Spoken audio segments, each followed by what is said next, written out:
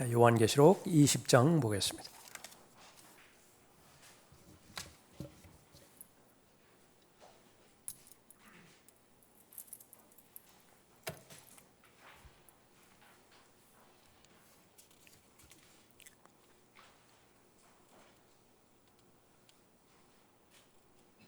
요한계시록 20장을 통해서 천년 왕국의 시작이 이제 기록이 되어 있고요.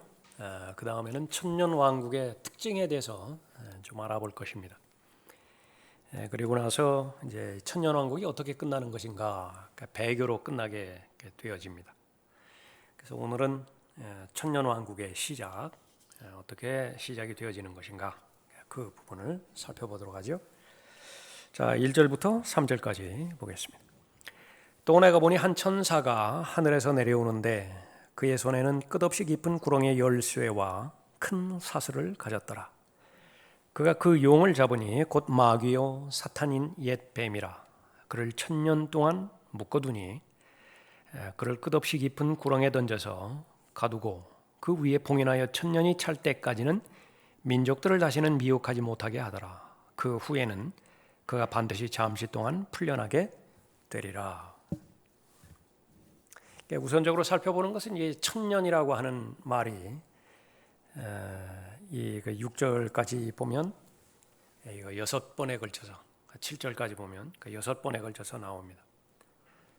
이 1000년이라고 하는 기간이 무한대로 긴 기간을 말하는 것이냐, 아니면 문자적으로 1000년을 그렇게 말하는 것이냐. 성경의 여러 가지 문맥이라든지 또 그런 배경들을 보면 그 문자적인 그런 1000년을 말하는 것입니다.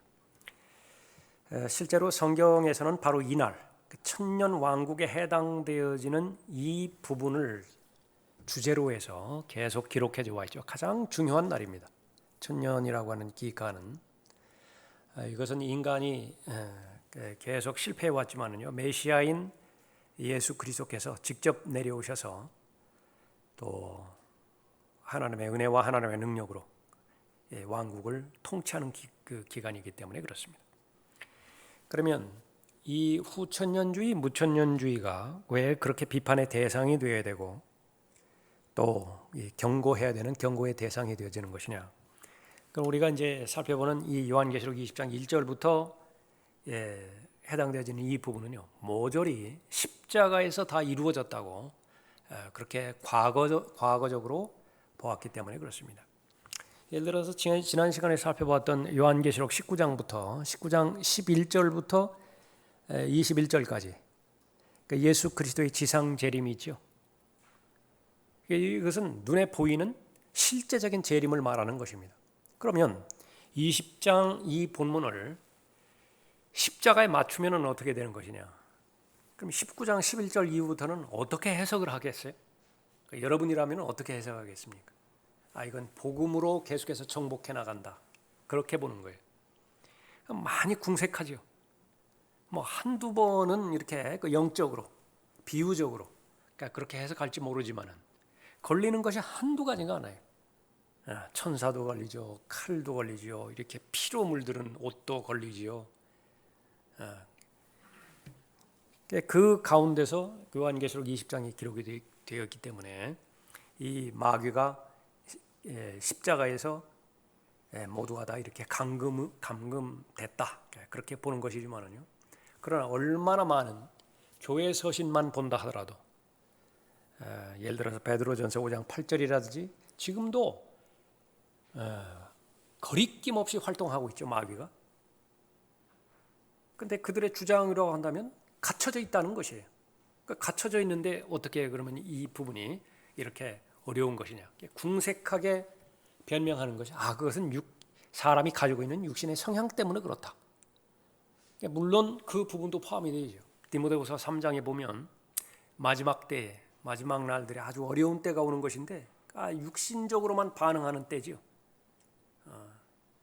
그런데 그 사람들의 그 관점에서 보면 마귀는 거의 관여를 하지 않는다 그거예요.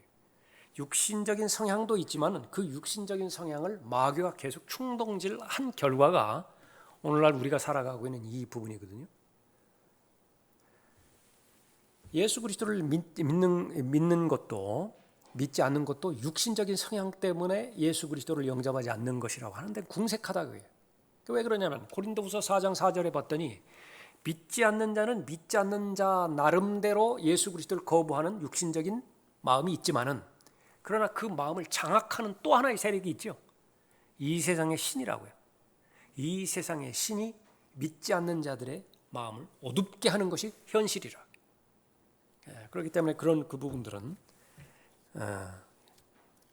일관적으로 해석이 되지 않는 것입니다. 그럼 그 결과는 무엇이냐?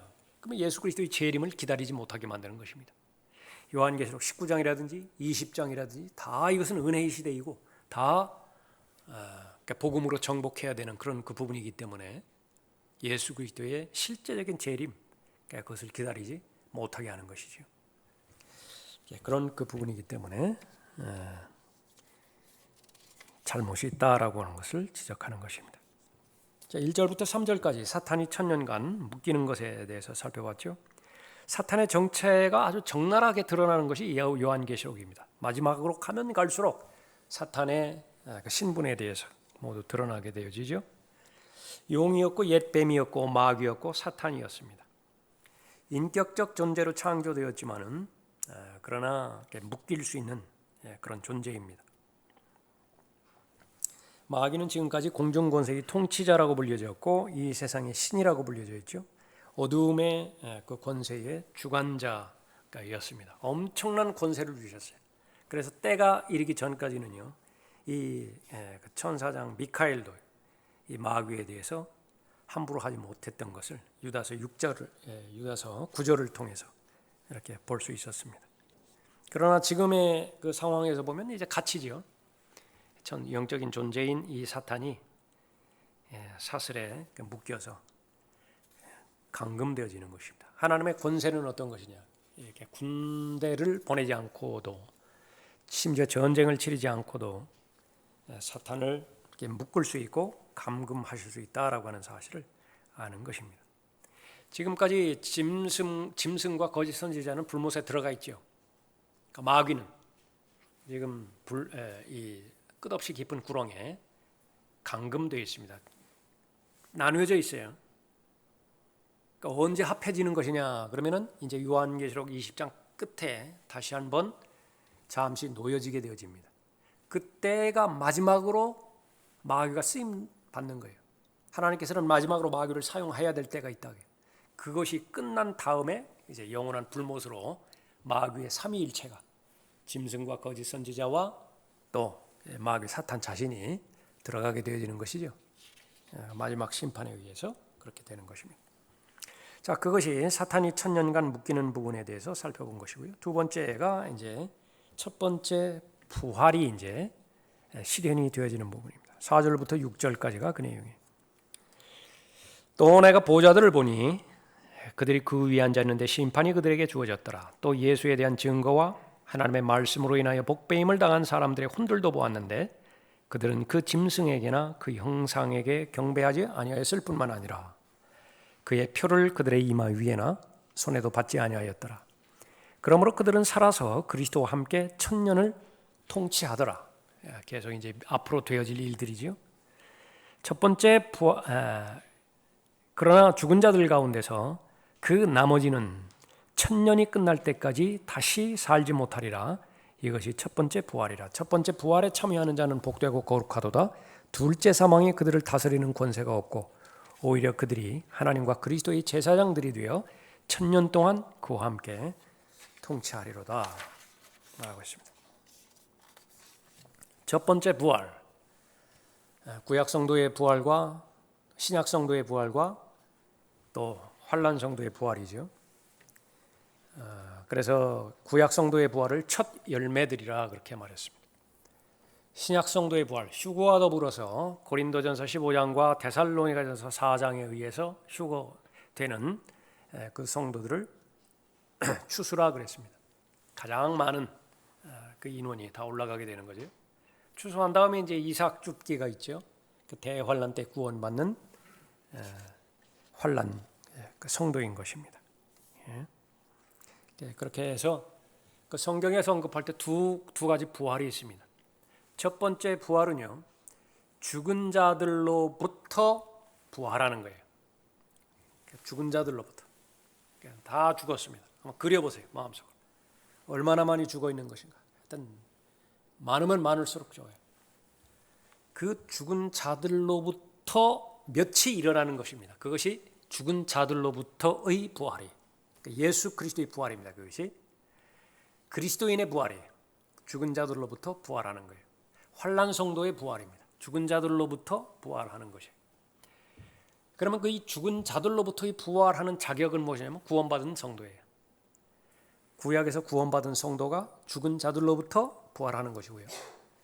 신약 성도들, 구원받은 하나님의 자녀들이죠. 구원받은 하나님의 자녀들이기 때문에 구원받은 자들로부터 부활하는 것이고, 환난 성도들, 남은 자들이죠. 부활하는 것입니다. 그러면 죽은 자들이 있는데 죽은 자들로부터 부활한 대상이 있고 나머지는 어떻게 되세요? 여전히 죽은 채로 있는 거예요. 여전히 죽은 채로 있습니다. 그로부터 1000년이 지나요. 1000년이 지난 다음에 죽은 자들의 부활이 있습니다. 죽은 자들의 부활. 이것은 구원받지 못했기 때문에 첫 번째 부활, 세 가지로 구성되지는 첫 번째 부활에 참여하지 못한 채, 부활하지 못한 채 계속 방치되어 있죠. 남겨져 있죠. 그러다가 1000년이 지난 다음에 죽은 자들은 한 사람도 남김없이 다 부활하는 것입니다. 그것이 악인의 부활이에요. 악인의 부활. 그러니까 부활하지 않는 사람은 없습니다. 구원받은 사람도 다 부활하고요. 구원받지 못한 사람도 다 부활하는 것입니다. 그러니까 부활의 목적이 다르죠.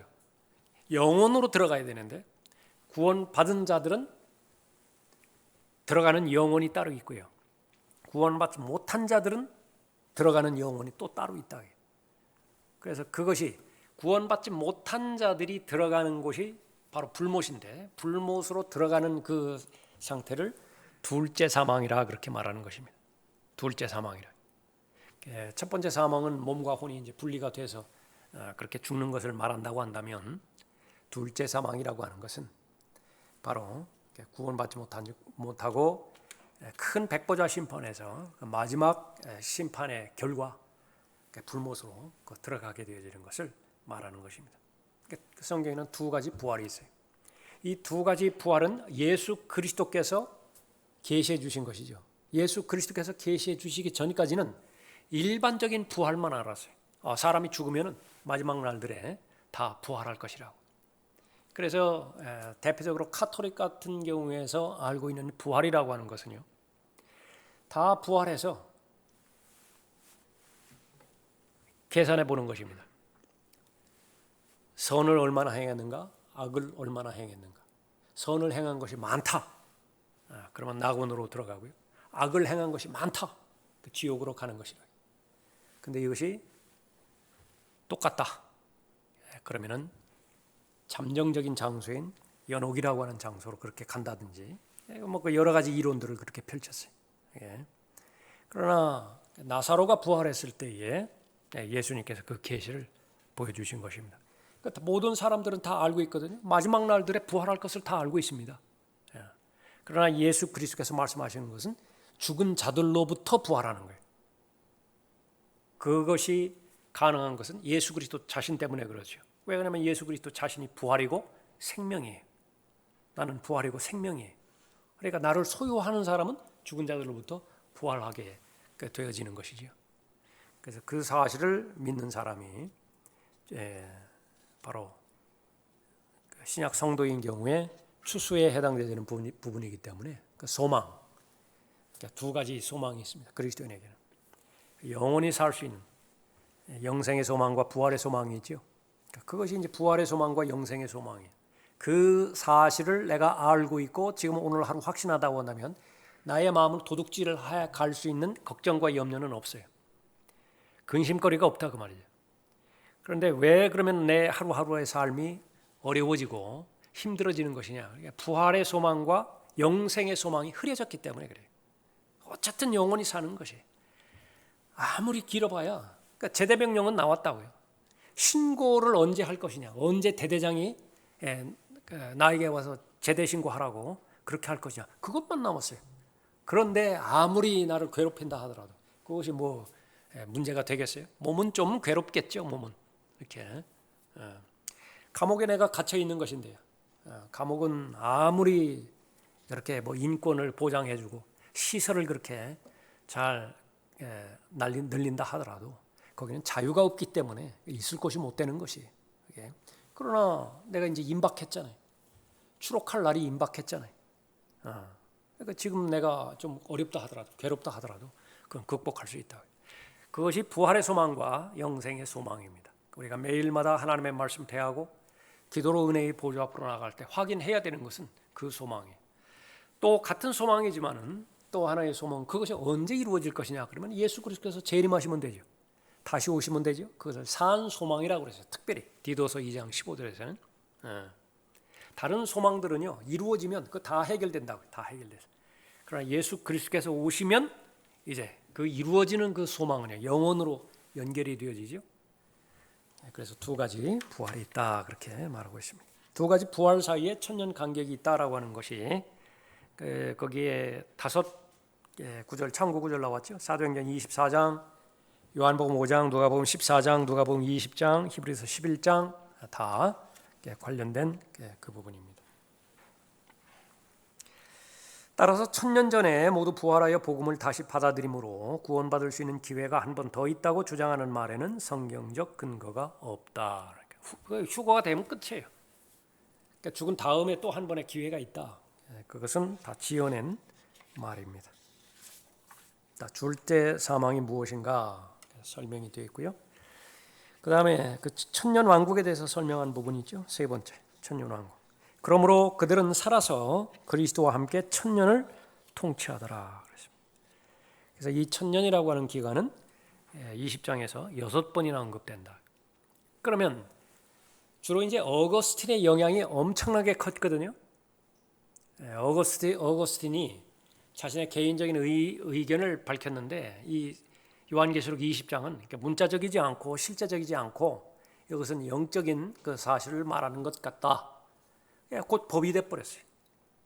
그러면 이 천년이라고 하는 것은 무엇이냐 그러면 10의 세제곱이라. 이제 풀어가는 거예요. 10의 세제곱이 그래서 완전수다. 10 곱하기 10 곱하기 10 그러면은 무한대로 가는 것 같다. 무한대를 말하는 것이다. 10의 3승만 무한대인가? 10의 5승은 어때요? 10의 7승은 또 어때요? 근거가 없어요. 그 주장을 할 만한 근거가 없다고요. 그냥 개인적인 의견일 뿐이에요. 그 부분을 통해서 다른 데서 이제 여러 가지 구절들을 가져오거든요. 천년이 하루 같고 하루가 천년 같은 사실을 잊지 말라. 막 그런 구절까지 또 이제 막 갖다 붙인다 그 말이에요. 그건 억지 주장입니다. 그걸 말하는 것이 아니에요. 베드로서에서는 그 사실을 말하는 것이 아닌 것을 아는 것인데 성경에서 말하는 그 결론, 이것은 그 실제적인 왕국이 이루어지는 것입니다. 설명해 보면 다니엘에 따르면 4개의 세계적인 왕국들이 있었다 그랬죠. 다니엘의 신상을 통해서 바벨론부터 시작해서 이 왕국이 오기까지 천년 왕국이 오기까지 4개의 제국에 해당되어지는 왕국이 있었습니다. 차례대로 다 멸망하죠. 그 멸망하는 그 방법을 봤더니 손으로 다듬지 않은 돌이 내려와 가지고요. 제일 밑바닥을 쳐버렸더니 전체가 다 무너져 버렸습니다. 바빌론을 멸망했지만은요. 메데 페르시아는 멸망했지만은 그 바빌론을 이루었던 그 정신, 체제, 철학 그것은 지금 고스란히 남아 있습니다. 메데 페르시아 멸망해 버렸지요. 근데 그 속성은 지금도 그대로 남아 있는 거예요. 그 적그리스도의 왕국이 이루어졌을 때는요. 그 전체의 제국과 전체의 왕국의 속성이 그대로 남아 있는 거예요. 그러니까 단번에 급작스럽게 하늘에서 손으로 다듬지 않은 돌, 이 돌 때문에 다른 사람들 다 망하죠. 건축하는 데 있어서 기초가 되어지는 돌인데요. 그 모퉁이 돌일 뿐만 아니라 헤드스톤, 뭐죠? 머리돌. 모퉁이 돌뿐만 아니라 머릿돌에 해당되지는 그 부분이 바로 예수 그리스도이신데 차버렸어요. 필요 없다고 차버렸다. 그러니까 그 자신들이 차버린 그 돌에 의해 가지고 다 망해버리는 것입니다. 다니엘을 통해서 보여주신 그 부분이 바로 그것입니다. 자, 네 개의 왕국들이 문자적인 왕국이므로 돌로 이루어진 왕국도 반드시 문자적인 왕국이다. 그래야 합리적이죠. 바벨론은 실제적인 왕국이었잖아요. 로마 실제적인 왕국이었다고요. 그리스 실제적인 왕국이었다고요. 그런데 왜 이 돌에 의해서 이루어지는 왕국만 영적인 왕국이 되어야 되느냐 그 말이에요. 그건 안 맞는 거예요. 그건 안 맞는 거예요. 그러면 처음부터 바벨론도 영적인 왕국으로 해석하든지 그것을 말하는 것이고요. 자, 그 왕국은 이 땅을 가득 채우고요. 메시아이신 예수 그리스도께서 통치하시는 천년 왕국입니다. 그 천년 왕국이 시작되어지는 것은 예수 그리스도께서 오실 때에 시작이 되어지는 거죠. 오시면은 제일 먼저 하시는 것이 요한계시록 19장 11절부터 마지막 절까지 보았을 때에 바로 적 그리스도를 멸망시키는 것입니다. 멸망시킨 다음에는 마태복음 25장에 있는 것처럼 민족들의 심판을 행하시는 것이죠. 민족들의 심판이 행해지는 장소는 예루살렘입니다. 다윗의 보좌에 예수 그리스도께서 앉아 계시고 양에 속한 민족과 염소에 속한 민족을 가르는 것인데 그 기준은 예수 그리스도의 피를 믿었느냐 믿지 않았느냐가 아니죠. 대환란 때에 유대인들을 선대해 주었는가 그렇지 않았는가 그것에 의해서 결정이 되어집니다. 그러면 그 결과는요. 민족들의 심판에 의해서 지옥으로 갈 사람은 지옥으로 가는 것이에요. 그런데 민족들의 심판에 의해서 구원받은 사람이 있죠. 천년왕국으로 유입이 되어지는 것입니다. 그런데 천년왕국의 상태가 어떻게 되어지는 것이냐. 두 종류의 구원받은 자들이 있죠. 하나는 예수 그리스도처럼 영광스러운 몸을 입고 구원받은 성도들이 있다고요. 교회 시대의 성도들이죠. 그런데 영광스러운 몸을 입지 않은 상태에서 육신을 입고 천년왕국으로 유입되어진 성도들이 있어요. 그 영광스러운 몸을 입은 성도들이 영광스러운 몸을 입지 않은 성도들을 통치하는 것입니다. 그런데 어떤 경우에는 이 영광스러운 몸을 입지 않은 그 사람들이 존재하지 않는다. 천년왕국에는 구원받은, 다시 말하면 그리스도인들만 존재한다. 이런 이론도 펴요. 그러면 다 가짜예요. 다 가짜. 통치라든지 상속이라든지요, 유업이라든지 이 부분들은 의미가 없는 것입니다. 절대로 그렇지 않습니다. 통치자가 있고 통치받는 대상이 있는 것입니다. 그러니까 누구를 통치할 것이냐? 성도를 통치하는 것은 분명한 사실이에요. 천년왕국으로 유입된 대상들을 통치하는 것이에요. 그러나 그 대상들은 불완전한 그런 존재다. 그런데 그 상황을 한 번도 경험해 보지 못했거든요. 그런 것은 있을 수 없다. 거의 대부분의 후천년주의자들이 그렇게 주장하는 것이에요. 그래서 천년왕국을 완벽한 세상으로 본다. 천년왕국이 완벽한 세상이라고 한다면 마귀가 천년 끝난 다음에 풀려났을 때 반역이 없어야 되죠. 반역하는 것이. 그것이 바로 처리되지 못한 그 육신의 한계인 것이죠. 그런데 그 부분을, 천년왕국의 부분을 예수 그리스도께서 부활하신 다음에 보여주셨어요. 예수 그리스도는 완전한 몸이죠.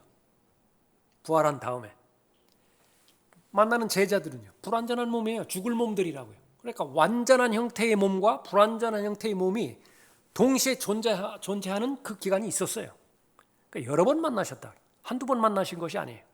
여러 번 만나셨는데 그것이 천년 왕국에 가서는 또 하나의 그 예표로서 그렇게 주어지는 것입니다.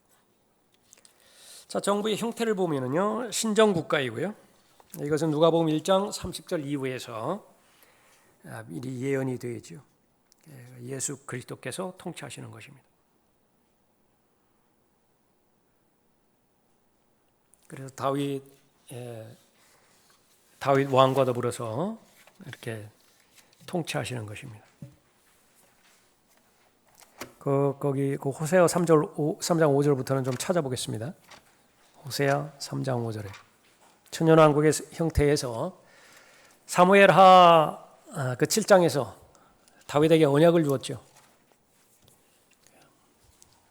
그건 조건이 없는 언약입니다. 그러니까 영원 무궁토록 통치할 것이냐. 과연 그것이 어떻게 될 것이냐 보는 거예요. 호세아 3장 5절에 보면 4절부터 보죠. 4절부터. 이는 이스라엘 자손들이 많은 날들 동안 이방인의 때입니다. 이방인의 날 동안에 최소한 2000년이라고요. 많은 날들 동안 왕도 없고 통치자도 없고 희생제도 없고 형상도 없고 에봇도 없고 트라빔도 없이 거하다가 성전이 없으니까요. 뿔뿔이 다 흩어져 버렸으니까. 그 후에 이스라엘 자손들이 돌아와서 회복입니다. 주 그들의 하나님과 그들의 왕 다윗을 찾아서 대상이 하나가 아니에요. 둘이라게 둘. 첫 번째 대상은 그들의 하나님이에요. 두 번째 대상은 그들의 왕 다윗이에요. 기록되어 있으니까 믿어야 됩니다. 다윗이 온다게 다윗이 와요. 다윗을 찾아서 훗날들에 주와 그의 선하심을 두려워할 것임이라. 무엇을 지금 보는 것입니까? 다윗 왕이 통치하는 것입니다. 다윗 왕 외에는 누가 있습니까? 예수 그리스도께서 다시 통치하시는 것이. 에레미야 30장 거기다 보면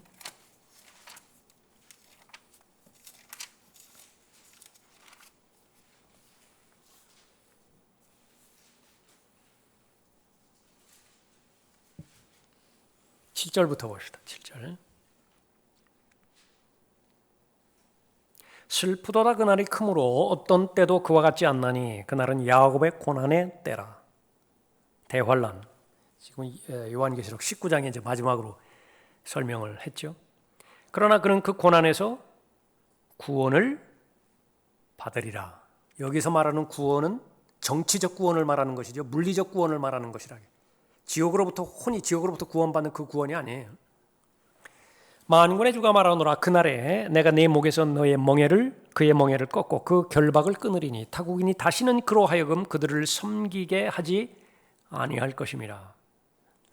여기서 그는 누구죠? 야곱입니다. 이스라엘이에요. 이스라엘. 다시는 이제 정복당하지 않아요. 9절에 오히려 그들로 주 그들의 하나님과 내가 그들에게 일으킨 그들의 왕 다윗을 섬기게 하리라. 다윗이 또 나오죠. 그 둘이라고요. 하나님 하나 나오고 또 그들의 왕 다윗이 나온다. 다윗을 섬기는 거예요. 다윗의 입장에서는 통치하는 것이죠. 에레미야 30장을 봤고요. 에스겔 34장에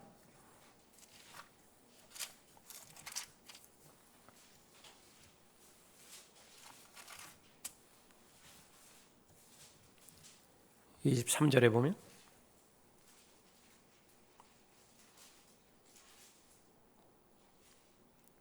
내가 한 목자를 그들을 위해 세우면 그가 그들을 먹이리니 곧 나의 종 다윗이라. 그가 그들을 먹일 것이요 그가 그들의 목자가 되리라. 나 주는 그들의 하나님이 되고 내 종 다윗은 그들 가운데 통치자가 되리라. 나 주가 그것을 말하였노라. 이 사실을 믿지 못하니까 여기서 말하는 다윗이 누구냐? 예수 그리스도라고 보는 거예요. 모두 다 그렇게 해석하는 거예요.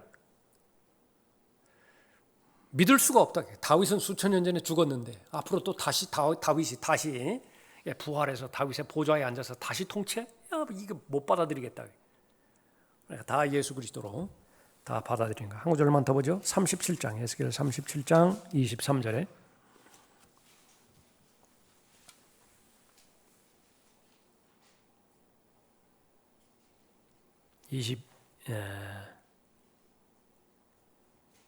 (21절) 22절에서는 회복을 말하는 것입니다. 이스라엘을 다시 모아서 본토로 데려올 것이라 그랬죠. 그 다음에 이게 두 민족이 절대로 되지 않을 것이다. 이제 나누어지지 않을 것이다. 그렇게 하고 23절에서 그들은 그들의 우상들로나 그들의 혐오스러운 것들로나 그들의 범법 중 어떤 것으로도 그들 자신들을 더 이상 더럽히지 아니하리라. 내가 그들이 죄를 지은 모든 처소에서 그들을 구원하여 그들을 깨끗게 하리니 그들은 나의 백성이 되고 나는 그들의 하나님이 되리라. 내 종 다윗이 그들 위에 왕이 될 것이며 그들 모두에게는 한 목자가 있으리라. 그들은 또한 나의 명령대로 행하고 나의 규례들을 준수하며 그것들을 행하리라. 그들은 내가 내 종 야곱에게 주어 너희 조상들이 살았던 그 땅에 거하리니. 어떤 땅이에요? 아브라함의 언약에 관련된 땅입니다. 그 땅에서 거하리니. 그들 즉 그들과 그들의 자손과 그들 자손의 자손이 영원히 그 안에서 거하리라. 아브라함의 언약은 반드시 이루어집니다. 반드시 성취가 되는 것이 이미 못 박아놨다고요. 그 다음에 무엇이라고 해요? 내 종 다윗은 영원히 그들의 통치자가 되리라. 천년왕국 동안에 예수 그리스도께서 통치하시죠. 다윗과 함께 통치하는 것입니다. 다윗만 함께 통치하세요? 여러분도 함께 통치하잖아요. 왕 같은 제사장이잖아요. 다 이 보조 통치자들이 다 참모들이 있죠. 그러다가 이제 천년이 끝나면 이제 어떻게 됩니까? 예수 그리스도는 어디에 계세요? 요한계시록 21장에 기록된 것처럼 새 예루살렘에 계시는 것입니다. 새 예루살렘은 성전이 없잖아요. 왜? 하나님 자신이 성전이기 때문에. 그건 밤이 없다고요. 계속 낮만 계속되는 것입니다. 이 땅에는 어떻게 되죠? 그러면 이제 이 땅은 변화가 돼서 새 땅이 될 것이에요. 새 하늘들이 창조될 것입니다. 이 새 땅에 해당되는 것은 다윗이 계속 통치하는 것이에요. 예. 천년 왕국 동안에는 다윗과 예수 그리스도께서 함께 통치하다가 예수 그리스도께서 이제 다윗에게 물려주는 것이죠. 그래서 다윗의 이름이 통치자예요. 천년 왕국에 해당되지는 부분입니다. 자, 통치에 관련돼서 그렇게 보면은요, 천년 왕국에서의 통치가 있고 영원에서의 통치가 있죠. 천년 왕국 동안에 예수 그리스도께서 왕으로 통치하십니다. 천년 왕국 동안에 다윗은 예수 그리스도 밑에서 통치자로 다스리고요. 그러니까 계속 살펴봤던 에레미야 33장, 에스겔 44장, 46장 기록된 그 본문들이 그 병행 구절들입니다. 천년이 끝나면 이제 영원으로 이어지죠. 영원에서의 통치가 있습니다. 영원에서 예수 그리스도는 새 예루살렘 보좌에서 우주를 통치하십니다. 그러니까 천년 왕국 때의 정부의 수도는 예루살렘이고요. 이제 영원에서의 수도는 우주의 수도는 새 예루살렘이 되는 것입니다. 그 부분과 관련돼서 예수님께서는 대표적으로 누가복음 19장 같은 경우에 있어서 문화의 비유를 주신 것이죠. 그 통치는 실제적인 통치이기 때문에 다스리는 것이기 때문에 미리 알려주시는 것입니다.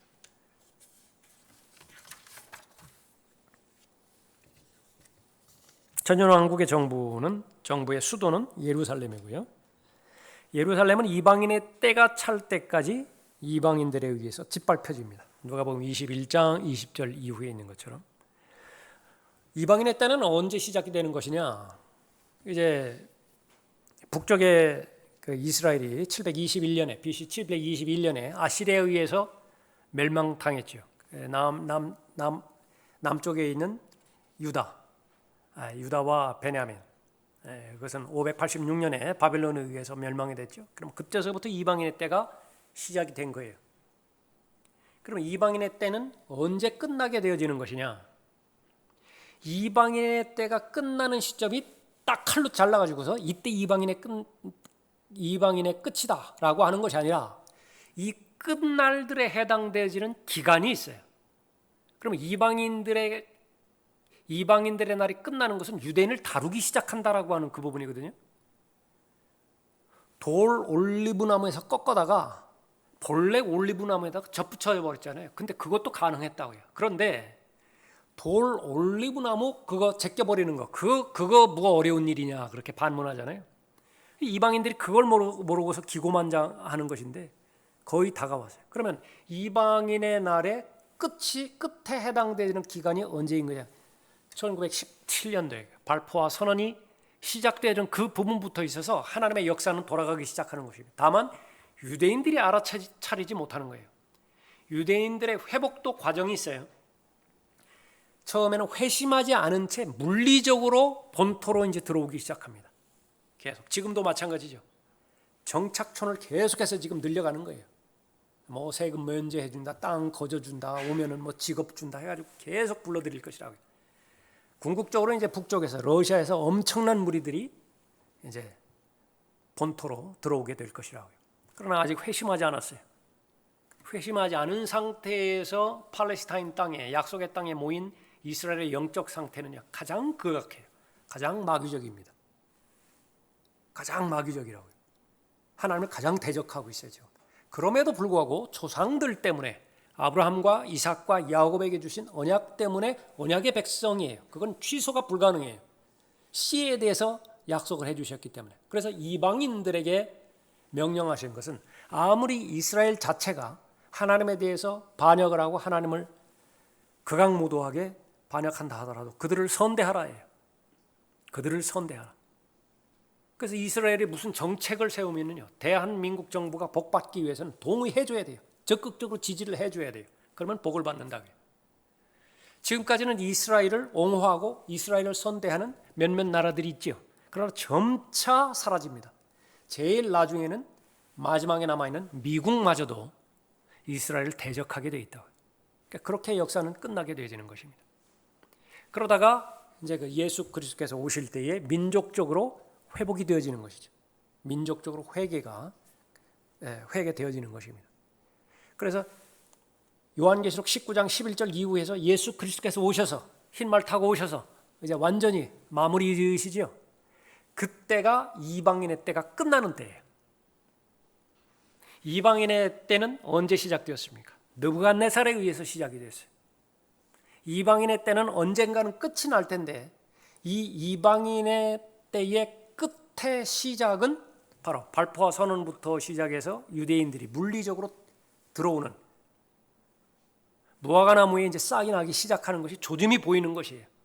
그러니까 그때서부터 이미 시작이 됐다.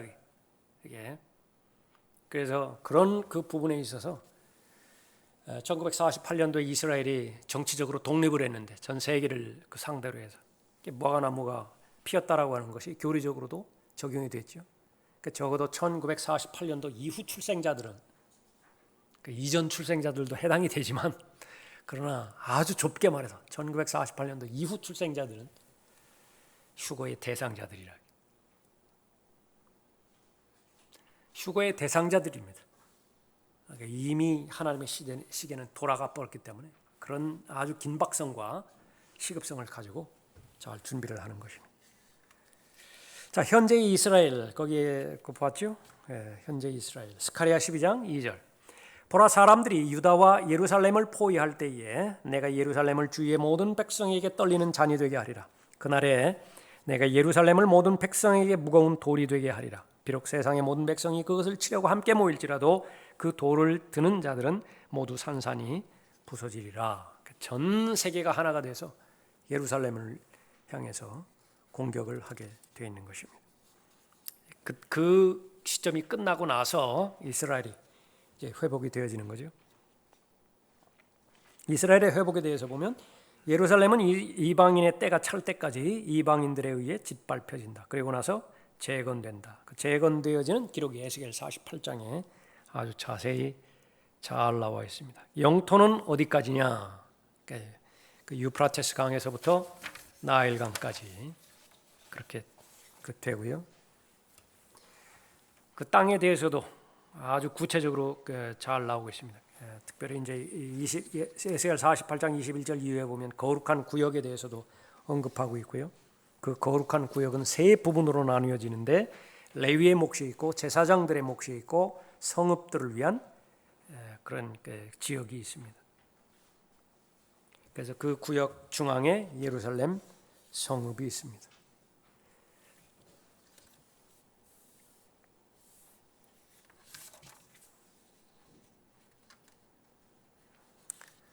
나머지 부분들은 읽어보시고요.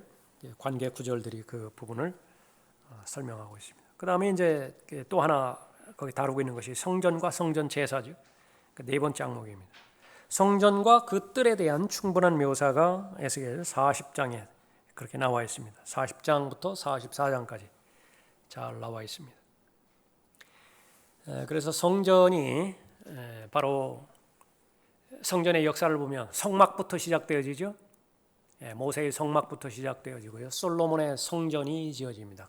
그 두 성막과 성전에는 하나님의 임재가 너무나 분명합니다. 확실하죠. 그러나 그 솔로몬의 성전이 이스라엘의 배교로 말미암아서 느부갓네살이 파괴시켜 버리죠. 그 이후로부터는 성전에 하나님의 영광이 없어요. 그건 잠정적입니다. 하나님의 영광이 없다고요. 그 70년 포로 다음에 돌아와가지고 수룹바벨에 의해 가지고 성전이 재건되지만은요, 그 재건된 성전에 대해서 하나님께서 하나님의 영광이 충만하시다 그 기록은 안 나옵니다. 그러다가 시간이 흐르죠. 시간이 흐르면서 이제 헤롯 대왕이 그 성전을 재건을 하게 되지는데 그것은 올바른 동기가 아니에요. 하나님의 영광을 위해서 성전을 재건하는 것이 아니라 유대인들에게 환심을 사기 위해서 성전을 재건하는 것입니다. 그 다음에 성전과 성막에 해당되지는 정확한 그 개념이 눈에 보이는 형태로 나오는데 바로 육신으로 나타나신 하나님이죠. 예수 그리스도예요. 예수 그리스도라고. 육신으로 나타나는 하나님, 그 예수 그리스도께서 하나님의 영광이 거하시는 것이죠. 그 거하다라고 하는 말이 성막과 똑같은 말인 태버네클이라. 예수 그리스도께서 성막으로 역사하신다 그 말이라. 그런데 예수 그리스도께서는 성막으로 오셨죠. 성전으로 오셨는데 헤롯 성전이 있잖아요. 그 헤롯 성전을 보고 예수님께서 뭐라고 말씀하셨습니까? 강도들의 소굴이라고 그랬다고요. 겉은 멀쩡해요. 건물은 멸정하다고요. 그런데 거기에는 거룩함이 없습니다. 하나님에 대한 두려움도 없고 순종도 없다. 그러다가 이제 끝나게 되는 거예요. 그러니까 대환란이 오죠. 대환란 때에 이제 요한계시록 11장의 근거에서 환란 성전이 세워지게 되어지는 것입니다. 환란 성전이 성막의 형태인 것인지 그렇게 오랜 기간이 걸릴 필요가 없어요. 왜냐하면 모세의 성막도요. 건물인 성전이 지어지기 전에 성막도 성전이라고 불립니다. 성경에 기록되기를. 그럴 수도 있고 또 그 정확하게 성전 건물일 수도 있고요. 지금의 성전터, 그 황금 돔이 있죠. 그 부분이 될는지 아니면 그 부분보다 더 정확한 성경적 위치에 해당되어지는 것인지 그거는 상관이 없어요. 어쨌든 환란 성전이 세워지게 되어 있는 것입니다. 제사가 다시 회복이 되어지겠죠. 천년 왕국이 이제 오죠. 요한계시록 19장에서 완전히 멸망시켜버리고 천년 왕국의 성전이 세워지는 것입니다. 천년 왕국의 성전이 그 천년 왕국의 성전은 솔로몬의 성전의 규모와 다르다라고 하는 그 부분입니다. 성전이 세워졌기 때문에 성전 제사가 다시 회복이 되어집니다. 스룹바벨이 세운 성전이나 헤롯 성전도 아니며 그렇다고 해서 새 예루살렘 성전도 아니다. 천년 왕국 성전 독특하게 있는 것입니다. 아론의 제사장 직분은 다시 회복될 것이고요. 드리는 희생 제물을 바치는 사독의 아들들이 다시 주관할 것입니다. 에스겔 44장 15절 이후에서. 그러나 이 새 성전은 옛 성전에 비해서 많이 생략이 되어 있어요. 언약궤, 만나를 담은 항아리, 싹이 난 마론의 막대기, 10계명 새긴 판, 그룹, 자비석, 금촛대, 차려놓은 빵, 향제단, 휘장, 대제사장만 들어갈 수 있는 지성소, 심지어 대제사장도 없어요. 뭐죠? 상징입니다. 상징. 이미 예수 그리스도의 보혈이 흘려진 것이 과거지요. 예수 그리스도의 보혈에 의해서 지금 내가 존재한다라고 하는 하나님의 희생의 근거에서 나의 영광이 존재한다라고 하는 것을 상징적으로 기념하는 것입니다. 마치 우리가 주의 만찬 참여하듯이요. 그런 개념으로 천년왕국 성전 제사가 이루어지는 것입니다. 여러 가지 제물 드리는 방법들이 거기 나와 있죠. 자, 두 가지 명절이 지켜질 것입니다. 유월절이 지켜질 것인데 유월절 어린 양은 드려지지 않습니다. 이미 성취되었기 때문에 그래요. 에스겔 45장 21절 이후의 내용입니다. 또 하나는 장막절이죠. 스가랴 14장 16절 이후에서 나오는 장막절입니다. 모든 민족이 지켜야 됩니다. 지키지 않을 때에 굶어 죽습니다. 가뭄이나 재앙을 맞게 되어지는 것입니다. 오순절은 없어요. 이미 완전히 성취되었기 때문에 그런 것이죠. 자, 지금까지 천년왕국이 이렇게 시작되어진 그런 부분을 살펴보았습니다. 천년왕국의 특징이 무엇이냐? 간략하게 다음 시간에 그렇게 살펴보고요. 또 이 천년왕국은 어떻게 마무리가 되어지는 것이냐? 배교로 마무리가 되어지는 것인데 이러므로 인해서 인간 역사가 이제 다 끝나게 되어지는 것이죠. 자, 오늘은 여기까지 살펴봤습니다.